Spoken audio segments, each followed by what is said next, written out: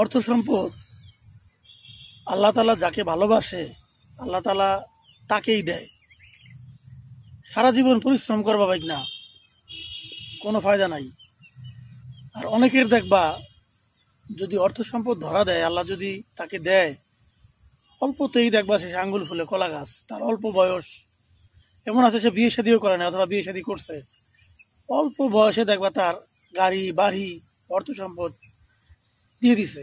এর জন্য অর্থ সম্পদের জন্য আফসোস করে লাভ নাই। অর্থ সম্পদ আল্লাহ তাআলার যার ইচ্ছা তাকে দেয়, যার ইচ্ছা না তাকে সারা জীবনেও তাকে সচ্ছলতা দেয় না, সে কিছুই করতে পারে না। এরকম আফসোস করে কোনো লাভ নাই।